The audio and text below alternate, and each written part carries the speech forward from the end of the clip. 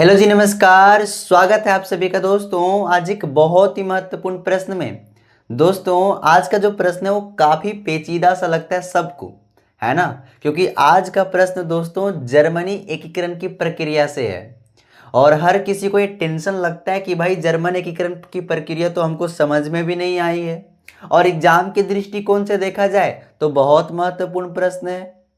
फिर भाई इसको आद करूं या समझ लूं, कुछ समझ में भी नहीं आ रहा जो आद हो जाए।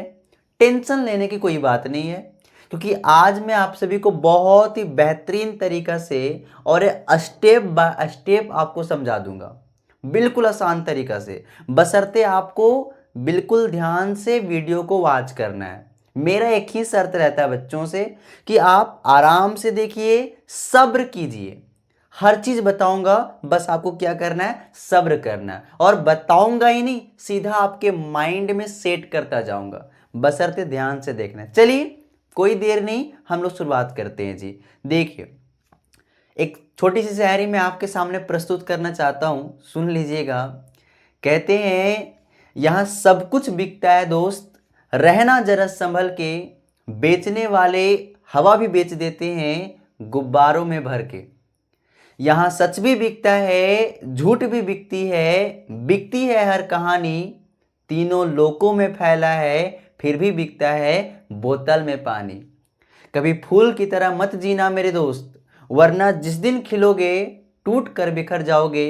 जीना है तो पत्थर की तरह जीना मेरे दोस्त, जिस दिन तरासे गए खुदा बन जाओगे। चलिए, अगर पसंद आई होगी तो कमेंट जरूर कीजिएगा। आइए हम लोग प्रश्न पर। प्रश्न है दोस्तों, जर्मन एकीकरण की प्रक्रिया का संक्षेप में वर्णन करें या संक्षेप में पता लगाएं। ये प्रश्न वास्तविकता में बहुत इंपॉर्टेंट होता है, बहुत इंपॉर्टेंट। एक जर्मनी एकीकरण की प्रक्रिया और इटली एकीकरण की प्रक्रिया। तो मैं आज आपके सामने जर्मनी एकीकरण की प्रक्रिया बता रहा हूं, कल मैं इटली एकीकरण की प्रक्रिया लेकर आऊंगा। तो आप वीडियो देखना ना भूलिएगा, जरूर देख लीजिएगा, ठीक है। और अगर वो प्रश्न का नोटिफिकेशन सबसे पहले आप चाहते हैं तो सब्सक्राइब कीजिए और बेल आइकन का बटन दबा दीजिए। चलिए जी, हम लोग समझने का प्रयास करते हैं। सबसे पहले ना आपको पता होगा, जर्मनी दोस्तों एक देश है, वर्तमान में क्या एक देश है। और किस महाद्वीप का देश है? यूरोप महाद्वीप का एक देश है। तो हम लोग एकीकरण क्यों कर रहे हैं? क्योंकि उस समय एक देश नहीं था, उस समय एक राष्ट्र नहीं था। एकीकरण का मतलब पता है क्या होता है? एक अगर सामान्य अर्थ में देखा जाए ना, तो दो या दो से अधिक चीज जो बिखरा हुआ है उसको आप एक में मिला दीजिए तो वो एकीकरण हो गया। तो भाई आखिर जर्मन का एकीकरण करेंगे क्या? जर्मन बिखरा हुआ था, उसको एक में मिला दिया गया। यही बात है समझने वाली बात। देखिए, भारत जो है ना, आपको पता होगा आजादी से पहले भारत में कुल 565 देशी राजवाड़े थे। भारत में बिखरा हुआ नहीं था, मतलब भारत बिखरा हुआ नहीं था। भारत के ही अंदर अलग अलग राजाओं का शासन चलता था और कुल दोस्तों 565 देशी राजवाड़े थे। लेकिन सबको मिला करके एक अखंड भारत, एक भारत राष्ट्र का निर्माण किया गया। तो ठीक उसी प्रकार दोस्तों, जो ये जर्मनी है ना, ये जो जर्मन राष्ट्र है, ये पहले उसी तरीके से बिखरा पड़ा था।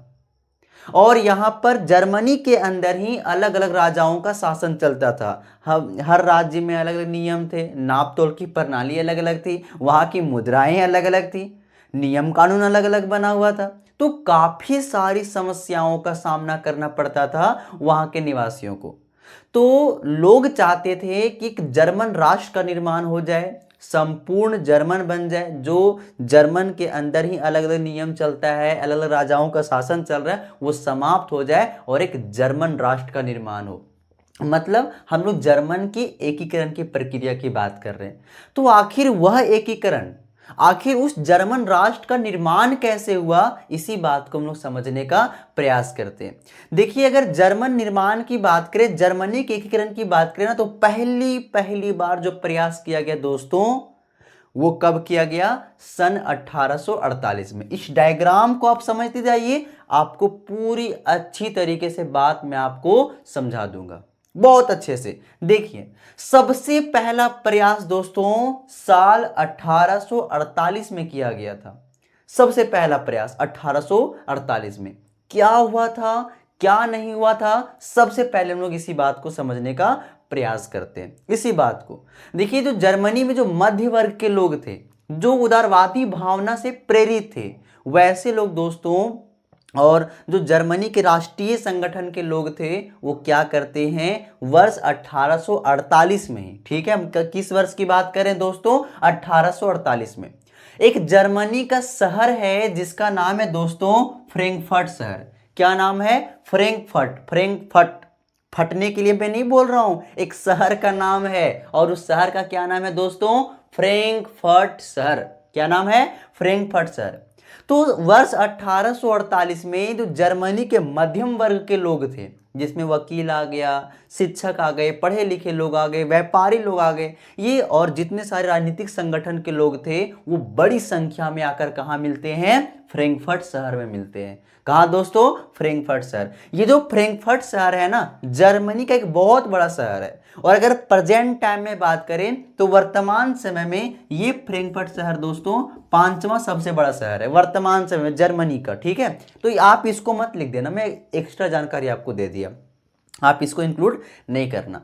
तो ये दोस्तों क्या होता है, सन 1848 में जर्मनी के जो मध्यम वर्ग के लोग थे और राजनीतिक संगठन के जो लोग थे, वो क्या होते, बड़ी संख्या में कहां पर आके बैठे, फ्रैंकफर्ट शहर में आकर बैठते हैं, एक बैठक करते हैं।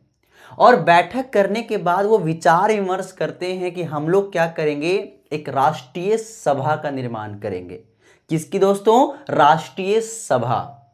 राष्ट्रीय सभा को अंग्रेजी में क्या कहा जाता है, नेशनल असेंबली। क्या कहा जाता है, नेशनल असेंबली। और हमारे यहां सांसद कहा जाता है। क्या कहा जाता है, सांसद। तो सांसद को ही ना कई देशों में राष्ट्रीय सभा कहा जाता है, ठीक है, बिल्कुल याद रखेंगे। तो राष्ट्रीय सभा को ही क्या कहा जाता है, सांसद कहा जाता है। तो दोस्तों याद रखेंगे, ये जो नेशनल असेंबली था, वो जर्मनी के लोग क्या सोचते हैं अब, कि हम लोग क्या करेंगे, एक राष्ट्रीय सभा का निर्माण करेंगे, एक नेशनल असेंबली का निर्माण करेंगे, ठीक है। अब देखिए, वो जो नेशनल असेंबली होगा जिसका हम लोग निर्माण करेंगे, वो सभी जर्मनी के लिए होगा, ठीक है। जितने सारे जर्मनी के अंतर्गत लोग आते हैं, जितने सारे जर्मनी के अंदर साम्राज्य हैं, उन सभी साम्राज्य के लिए होगा। और उस सांसद के द्वारा एक संविधान का प्रारूप तैयार किया जाएगा, जो संपूर्ण जर्मनी के लिए मान्य होगा।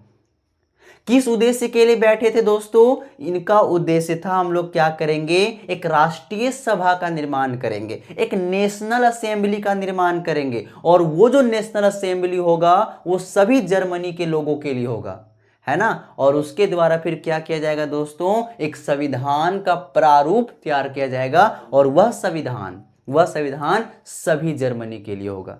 तो दोस्तों ये लोग क्या करते हैं, फ्रैंकफर्ट शहर में ही, कहां पे दोस्तों, फ्रैंकफर्ट शहर में आकर जब बैठते हैं, तो उन्होंने दोस्तों सर्व जर्मन नेशनल असेंबली का निर्माण करने की बात कही, ठीक है। मतलब सभी जर्मनी के लिए एक राष्ट्रीय सभा का निर्माण करने की बात की, जिसे क्या कहा जाता है, संसद भी कहा जाता है दोस्तों, ठीक है, हमारे यहाँ संसद कहा जाता है, ठीक है। हाँ, तो याद रखेंगे, सर्व जर्मन नेशनल असेंबली बनाने के पक्ष में निर्णय हो गया। लेकिन अब सवाल ये खड़ा हुआ कि इसके सदस्य कौन बनेगा, है ना भाई, संसद लोग बनते हैं ना, ठीक है। तो आखिर कौन लोग बनेंगे। और जब ऐसी बात आई तो फिर वहां पे मुद्दा आया कि नहीं, जो सांसद बनेंगे, जो सर्व जर्मन नेशनल असेंबली के जो सदस्य बनेंगे, वो कौन लोग होंगे दोस्तों, निर्वाचित होकर आएंगे। मतलब उनका चुनाव किया जाएगा, ऐसे कोई आकर यहाँ का सदस्य नहीं बन जाएगा, उसका चुनाव होगा, तब वो सर्व जर्मन नेशनल असेंबली का सदस्य बनेगा। और दोस्तों फिर चुनाव होता है, और चुनाव में दोस्तों याद रखें, कुल 831 सदस्यों का चुनाव किया जाता है। कितने सदस्यों का, 831 सदस्य। मतलब कुल 831 सदस्य सर्व जर्मन नेशनल असेंबली का सदस्य बन जाते हैं। और ये 831 सदस्य दोस्तों, एक डेट में लिख रहा हूं, याद रखेंगे, 18 मई 1848 ईस्वी को दोस्तों, कब? 18 मई 1848 को। ये 831 सदस्य एक जुलूस का आयोजन किए, एक सजे धजे जुलूस में आयोजन किया जाता है। और दोस्तों इसी दिन ये लोग जाते कहाँ पर हैं? तो फ्रैंकफर्ट संसद में अपना स्थान ग्रहण करते हैं। मतलब उस संसद का क्या नाम रखा गया? फ्रैंकफर्ट संसद रखा गया। जैसे हमारे यहाँ बोला जाता है ना भारतीय संसद, तो क्योंकि यहाँ का निर्माण प्रक्रिया कहाँ से शुरू हुआ है? फ्रैंकफर्ट शहर से, इसलिए उस संसद का नाम भी क्या रखा गया दोस्तों? फ्रैंकफर्ट संसद। और जो सब लोग बैठे थे, ठीक है, जैसे भारतीय संसद है तो संसद कहाँ पर है? दिल्ली में है। संसद भवन जो बना हुआ कहाँ पर है? दिल्ली में। तो ठीक उसी प्रकार से दोस्तों, है ना, जो फ्रैंकफर्ट संसद था, है ना, वो कहाँ पे आयोजित किया गया था? तो वो महल है दोस्तों, उसका नाम है सेंट पॉल चर्च। ठीक है, कहाँ पे आयोजन किया गया था? सेंट पॉल चर्च में। मतलब सभी के सभी कहाँ जाते हैं? तो सेंट पॉल चर्च में जाकर के बैठ जाते हैं। एक सभा का आयोजन कर दिया गया। ठीक है, अब यहां पर क्या होता है? जितने सारे 831 निर्वाचित सदस्य आए हुए थे वो सभी मिलकर बैठते हैं और एक संविधान का प्रारूप तैयार कर लेते हैं। क्या कर लिए? संविधान का प्रारूप।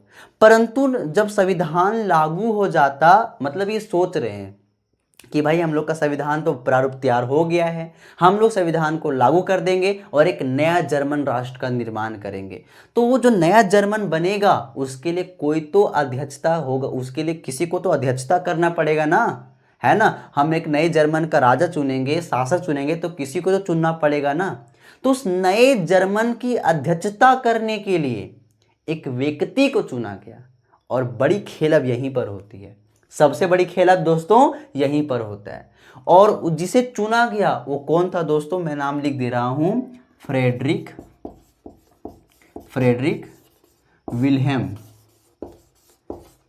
विल्हेम चतुर्थ। दोस्तों कौन था? फ्रेडरिक विल्हेम चतुर्थ। मतलब यहां पर क्या किया जाता है दोस्तों? जो 831 निर्वाचित सदस्य थे ये सभी मिलकर क्या करते हैं? नए जर्मन की अध्यक्षता करने के लिए क्या किया जाता है? फ्रेडरिक विल्हेम चतुर्थ को चुन दिया गया, अध्यक्षता बना दिया गया। बस इसका कोई काम नहीं था, बस इसका इतना काम था कि जो संविधान तैयार कर दिया जाएगा ना, एक नए जर्मन राष्ट्र की जब घोषणा कर दी जाएगी ना, तो तुम्हें बस उसके पक्ष में रहना है, तुम्हें बस वहां पे अपना हस्ताक्षर करना है और कुछ ना करना है। इतना तो कर दिया गया। अब क्या होता है? बड़ा खेल अब यहीं पे समझने की प्रयास करेंगे आप।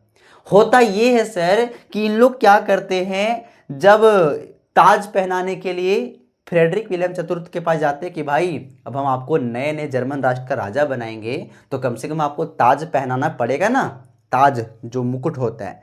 तो जब ताज पहनाने के लोग गए तो ये ठुकरा दिया। ठुकरा के तेरा प्यार, सॉरी ठुकरा के मेरा प्यार, है ना। तो वो प्यार वार यहाँ पे नहीं ठुकरा रहा है ना। क्या होता है दोस्तों? बड़ी खेल हो गई इन लोगों के साथ, जो मध्यम वर्ग के लोग थे। बहुत बड़ी खेल हो जाती। जैसे ही इसको ताज पहनाने के लिए गए, फिर क्या होता है? ये लोग क्या करते हैं, जो फ्रेडरिक विलियम चतुर्थ जो था वो इनको इनकार कर देता, ताज पहनने से इनकार कर दिया और जाके उन राजाओं के साथ मिल जाता है जो इस सभा का विरोध कर रहे थे। मतलब जो कुलीन वर्ग के लोग थे, जो कभी नहीं चाहते थे कि पूरे जर्मनी के लिए एक संविधान बने, जो कभी नहीं चाहते थे कि पूरा जर्मनी एकीकरण हो जाए। तो दोस्तों वो उन्हीं के ये फ्रेडरिक विलियम चतुर्थ जो था उन्हीं के अधीन में जाकर के मिल जाता है। और इस सभा का, अब सभा में क्या हो गया? बवाल मच गया। और इतनी भयानक बवाल मची कि जो राजाओं के जो सेना थी वो सभी मिलकर क्या करते हैं? यहाँ के विद्रोह को दबा देते हैं। और इस प्रकार से दोस्तों क्या होता है, जो पहला संघर्ष जो शुरू हुआ था 1848 में, वो संघर्ष यहीं के यहीं समाप्त हो जाता है। लेकिन भले संघर्ष समाप्त हो गया, लेकिन धीरे धीरे चलता रहा।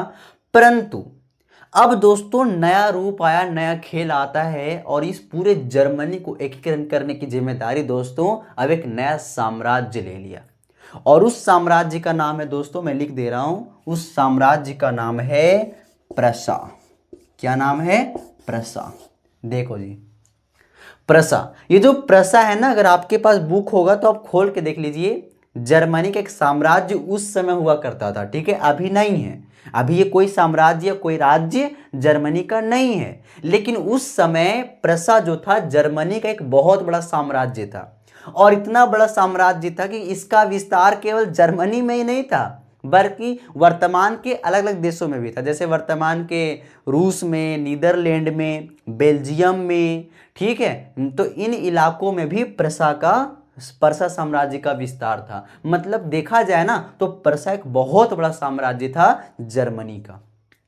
और जिस समय के बारे में हम लोग चर्चा करने जा रहे हैं, उस समय प्रसा का जो राजा था दोस्तों, कौन था? याद रखेंगे, कौन था? याद रखेंगे दोस्तों, काइजर विलियम प्रथम। कौन दोस्तों? काइजर विलियम फर्स्ट या प्रथम।